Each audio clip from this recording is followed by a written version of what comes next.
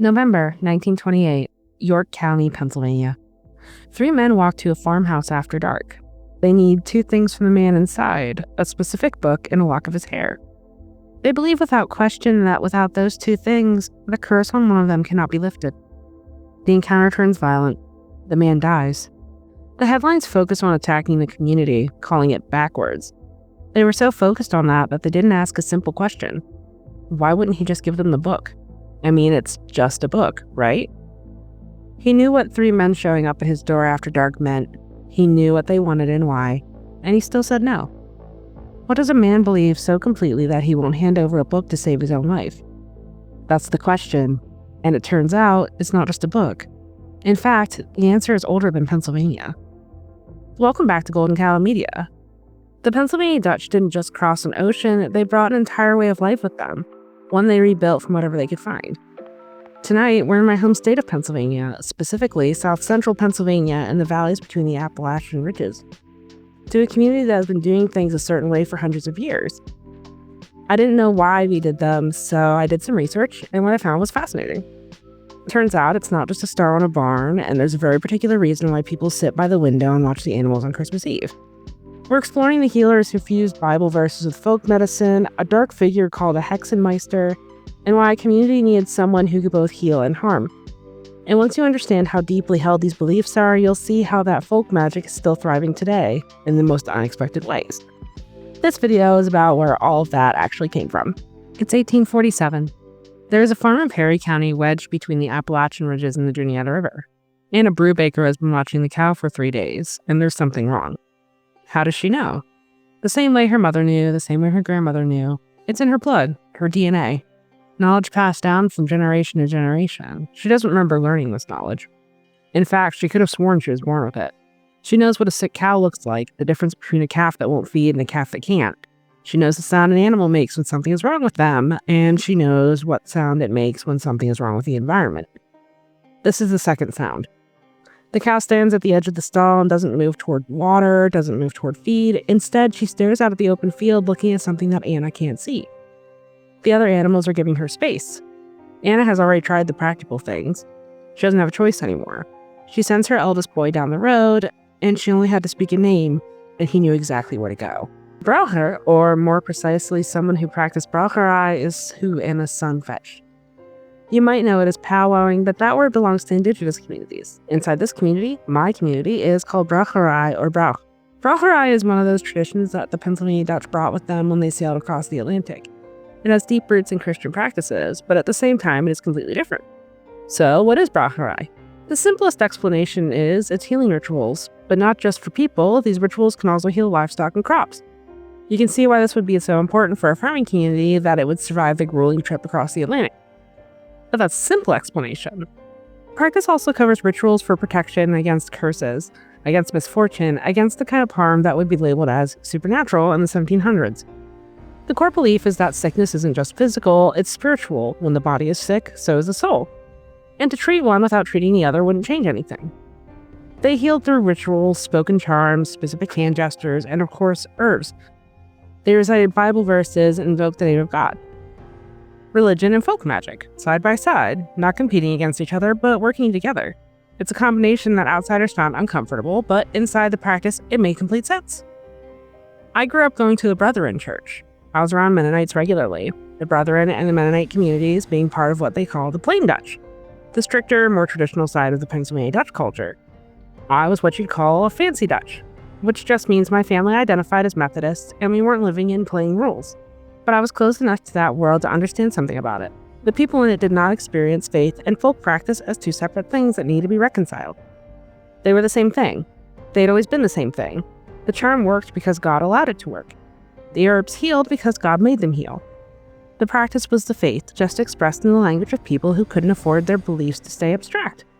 Which brings us back to Anna Brubaker's cow. The Braucherei who arrived at her farm that afternoon would have assessed the animal the way any practitioner would, looking at not just the body, but what surrounded it. Had anything changed recently? Had anyone visited who shouldn't have? Were there signs of a hex, an ill wish placed deliberately, or sometimes accidentally by someone whose eye had lingered too long? The Pennsylvania Dutch had a specific concept for this. They are Berseblik, the evil eye, Not a myth, not a metaphor, a genuine force held in genuine fear that a Braucher was specifically trained to identify and counteract. The charm would be spoken, the hands would move, the Bible verse would be recited, and then they would wait, and it would work. So what was really at play here? Modern herbalism has validated a significant portion of the plant-based remedies. The herbs that Pennsylvania Dutch healers used for inflammation, for infection, for pain, a number of them work. Not because of the charm spoken over them, but because of the active compounds in the plants doing what generations of practitioners observed them doing. The folk knowledge was good knowledge, gathered across centuries of close attention to what actually helped people. And I personally think there's another layer to that. The herbalism didn't come across the ocean unchanged. Pennsylvania was not Germany. The plants were different, the landscape was different, and the communities who had been living here for thousands of years already knew it. It is my belief, and I'm sure you can find sources to back it, is that the Pennsylvania Dutch herbalism cross-pollinated with indigenous plant knowledge somewhere along the way. That the tradition absorbed what it found when it arrived. That's how living knowledge works. The psychological dimension of the Braucherei is harder to dismiss than it used to be too. We have a phrase now for what the Braucherei was doing when it addressed the spiritual alongside the physical. We call it treating the whole person. We spend considerable money in modern medicine trying to do exactly that. Braucherei was already doing it in a log farmhouse in Perry County in 1847 without the vocabulary. The instinct was sound. What the modern lens cannot explain away is the belief itself, the specific convention that sickness had a spiritual dimension, that a hex could be placed and removed, that God's name spoken in a particular sequence had force in the world. You can call it superstition. A lot of people do. But the people who called it superstition were almost always outsiders. They arrived with a framework that had already decided what counted as legitimate belief and what didn't. Now, what the Pennsylvania Dutch, who had fled exactly that kind of framework once before, mostly kept their practices quiet and kept their own counsel. What we lose when we explain the Braucherei fully is the weight of what it was carrying. These were people who had crossed an ocean to practice their faith without being told how. They arrived in a new landscape with old knowledge and no guarantee that the old knowledge would still work. They built a practice that could not hold together everything they needed. The physical, the spiritual, the communal, the ancestral. They wrote it into a book. They passed it from hand to hand. That is not superstition. That is a community deciding its inheritance is worth keeping. Here's the complication, though. Braucherei didn't exist in isolation. It required someone to hold it, someone specific, trained, and trusted. A figure the community depended on, sometimes feared in equal measure. That figure had a name, and the community's relationship with that name was not simple. It is 1863, the war is 2 years old. In a farmhouse outside Kutztown in Berks County, a family is gathered around the kitchen table. The father's name is Heinrich Schultz. He is 53. He has not slept properly in a week. His youngest daughter, Liesel, is 8 years old, and she has not eaten in 4 days. The doctor from town came and went and offered a name for what was wrong, but not a way to fix it. The minister came and prayed, and he was thanked for his time. The women who came to sit with Liesel through the nights have started to look at each other in a way that Heinrich has learned to read. There is a man who lives 3 miles east. Heinrich knows what people say about him. He knows the 2 things people say, and he knows that both cannot be true at once, and has spent a week deciding which one he believes. His wife has already decided. She sets a jar of preserves on the table and does not say anything, and that is the answer. Heinrich puts on his coat. The man Heinrich walked 3 miles to see was a Hexenmeister. The word breaks down simply enough. Hex is witch, Meister is master. But the translation doesn't capture the full weight of the figure because a Hexenmeister was not simply a witch and was not simply a master of witches. The Hexenmeister was something more specific and more complicated, a person who could move in both directions. They could remove a hex. They could also place one. The duality is what made them essential and what made them frightening. In Pennsylvania Dutch communities, the Hexenmeister was a community healer in the Braucherei tradition, but one who specifically developed the ability to diagnose and counteract deliberate harm. Where a standard Braucher might address specific sickness or misfortune in general, a Hexenmeister specialized in cases where someone had caused it on purpose. They could identify the source of a hex. They could name the person responsible, and they could, if the situation demanded, send the harm back. The last part is where the community is divided. Some people understood the Hexenmeister as a protector, a kind of spiritual law enforcement, if you would. If you had been hexed, the Hexenmeister was your recourse, and the fact that they could redirect harm to whoever sent it was not a moral problem, it was justice. The others looked at the same figure and saw something they were less comfortable with. A person who could hex another person could hex anyone. The power to protect and the power to harm lived in the same hands. And in a small community where everyone knew everyone and old grievances ran deep, this was not a comfortable thing. The most famous documented cases in Pennsylvania Dutch folklore, and one of the few to enter the wider historical record, is the Nelson Rehmeyer case of 1928. Rehmeyer was a York County farmer widely believed to be a Hexenmeister. 3 men, convinced that Rehmeyer had cursed one of them, went to his farm to obtain his copy of The Long-Lost Friend and a lock of his hair, believing these would break the curse. The encounter ended in Rehmeyer's death. The case made national news. It was reported largely as evidence of backwardness, a community clinging to primitive beliefs in the modern century. The tone of that coverage tells you something about who was doing the reporting and who they thought they were talking about. What it actually shows is how seriously these beliefs were held. Not as a metaphor, not as a tradition kept alive out of sentiment, as live operational belief with real consequences. The Hexenmeister also had a material side. The most visible expression of it is something I bet most of you have seen before, even if you didn't know what you were looking at. Hex signs. 6-pointed stars, 8-pointed stars, compass roses, the double eagle, the dental fig, a stylized goldfinch painted in gold colors on the side of birds. Especially in Berks County, Lebanon County, Lancaster County. If you've driven through south central Pennsylvania, you've passed them. There's a stretch of old Route 22 that the locals call Hex Highway because of how many line the road. I've driven it more times than I can count growing up. It was just the landscape. It's just what barns look like. There are two schools of thought on what the hex sign means, and they have been arguing with each other for the better part of a century. The first school says they are purely decorative. Folk art, stars and circles because stars and circles are beautiful, and the Pennsylvania Dutch were skilled craftspeople who like to make beautiful things. Reading protection magic into barn paintings is projecting, meaning that was never there. The second school disagrees. The word hex in Pennsylvania Dutch doesn't only mean witch. It carries an older Germanic sense of something protective. A ward. Barn paintings in the form of stars appeared in the early 1800s, rooted in the same German Swiss folk traditions that produced Braucherei.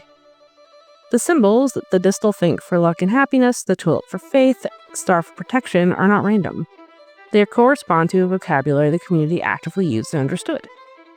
When I first brought my husband to Pennsylvania, we were driving through the countryside and he pointed to a barn and asked me what the star meant. I didn't have a clue. They were something I grew up with. I thought it'd just been an American thing. When I went searching, I learned that it was in fact just a Pennsylvania Dutch thing, and I believed that the protection they could provide could be real. As real as magic can be, anyway. I think the people painting those barns knew exactly what they were doing, and I think they would find the "it's just decorative" argument pretty funny. Here is an honest, modern read on the Hexenmeister. The figure exists because the community needed a mechanism for addressing harm that had no other outlet. In a small, self-governing community, there was no neutral third party they trusted to adjudicate the dispute. If your neighbor had harmed you, there was no court they would accept, no authority that felt legitimate. What there was the Hexenmeister, a person whose specific role was to assess, verify, and respond to claims of harm that the outside world wouldn't even recognize as real. That sounds from the outside like a recipe for abuse, and sometimes it was. The Rehmeyer case was proof of that. A man died because 3 people were convinced he had hexed them, and the Hexenmeister framework gave their conviction a structure it would not have otherwise had. But consider the alternative. In a community without that structure, the same conviction that my neighbor has harmed me, the harm is real, I cannot prove it, and I cannot fix it alone, doesn't disappear. It festers. It becomes something worse. The Hexenmeister was a pressure valve as much as a practitioner, a way of giving fear somewhere to go that wasn't just a feud with no end. As for hex signs, I've already told you where I stand. Folk art does not develop specific, consistent, cross-community symbolic vocabularies by accident. The distal fink means the same thing in Berks County as it does in Lebanon County, as it does in Lancaster County. That is a community speaking a shared language, and the language is saying this place is protected. The tourist trade picked it up in the 1950s and turned it into a souvenir, and that is a separate thing. It does not reach backward and change what the original signs were doing. What the Hexenmeister reveals is that Pennsylvania Dutch belief systems had a visible architecture. You could see it on the barns, you could walk it down the road, it had a face and a name and a place in the community that everyone understood when they disagreed about what exactly it was doing. But most of what Pennsylvania Dutch brought from the old country didn't look like that. Most of it didn't announce itself at all. It just became part of the year. Part of the calendar, part of things you did in February and April and December because that's what you did. And if someone asked you why, you'd probably shrug. It's just what your family did. It was just Tuesday. What about the parts they weren't hiding?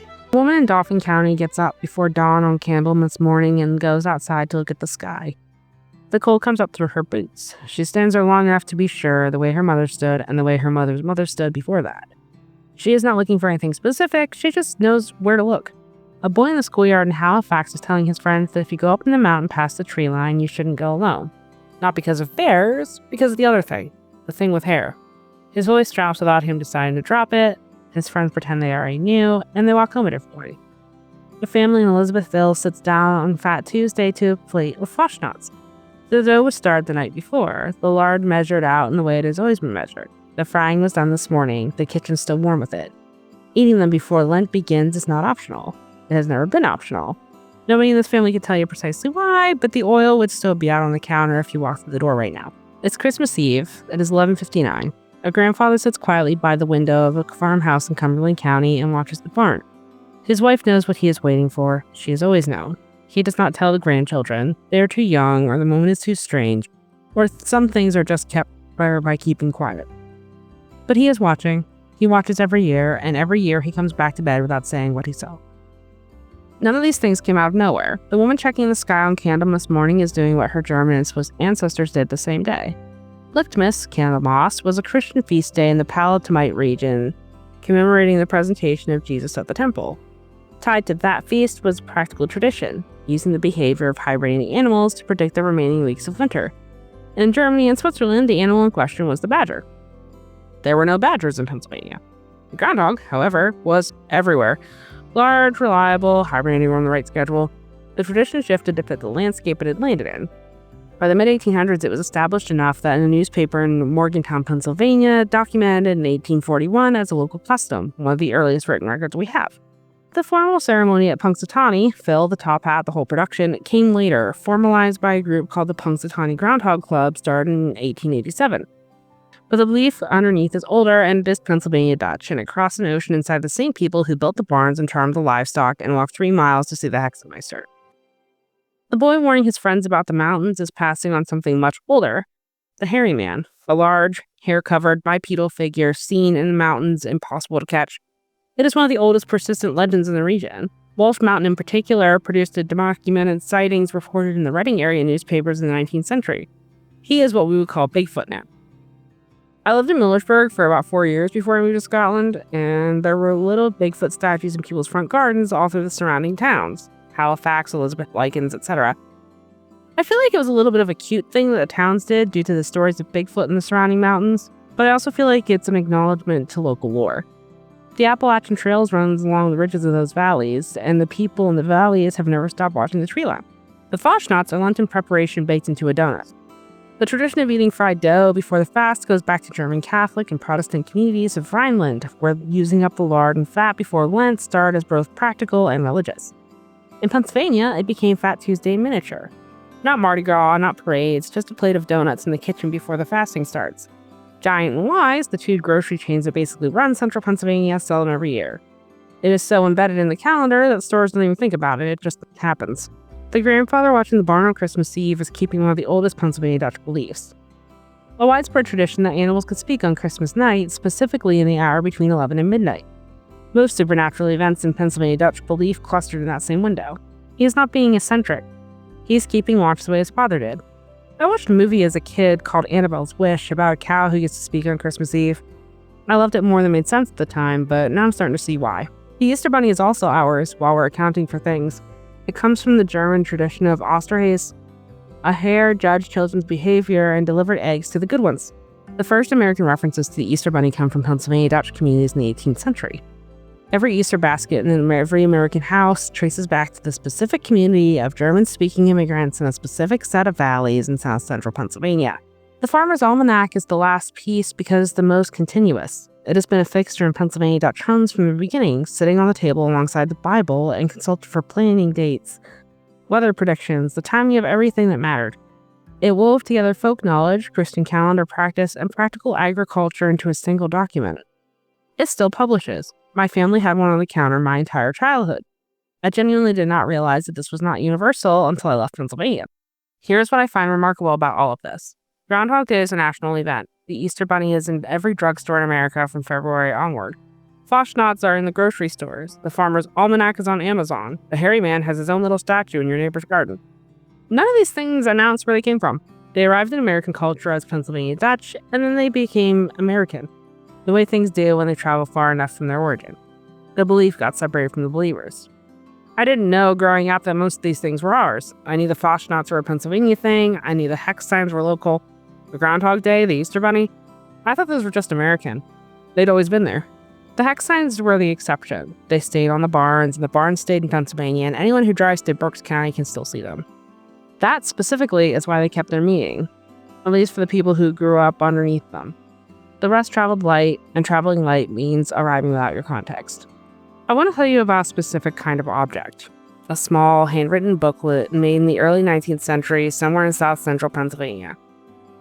It contains healing charms, protective formulas, Bible verses. Some of the handwriting is careful and deliberate. Some of it looks hurried, like it was copied quickly before someone could ask what you were doing. Books like this were passed hand to hand inside Pennsylvania Dutch families and communities. Some from a Braucherei to an apprentice, some from a mother to a daughter. The contents were not for general circulation, they were for people who needed them when they needed them. What was all of this doing? It was doing what belief systems do when working properly. It was making a community legible to itself. It was giving people a framework for the things that happened to them. The sick animal, the sick child, the winter that went too long, the neighbor whose eye lingered too long on something that was yours. It was giving them something to do with their fear that wasn't just sitting with it. The people who built this system had already been told once that they'd understood the world wrong. They packed up and crossed an ocean rather than accept that verdict. When they arrived, they rebuilt everything with whatever they could find. With badgerless Pennsylvania and its convenient groundhog. With the Christian faith they carried alongside with older knowledge. With the landscape and the almanac and the barn wall and the book of charms that was somehow also a prayer book. They hid it in plain sight. In the donuts in the Easter basket and the man in the top hat on the 2nd of February asking a rodent if winter is over. I grew up inside of this and didn't see it fully until I left. That's not unusual. That's what it feels like to be so close to something that it becomes invisible. The Pennsylvania Dutch didn't advertise what they were carrying, they just carried it. And a lot of it is still being carried by people who have no idea it has a history, a geography, and an ocean crossing behind it. Does it still do what it did? Some of it does. For the communities that kept it close, Braucherei is still practiced, the hex signs are still painted, the almanac is still on tables and houses I know. The rest became American, and America kept it without knowing what it was keeping. Whether that counts as survival, I'm not sure. The belief crossed an ocean, that meaning doesn't always make it. But something did. There is a barn in Perry County with a hex sign on the wall.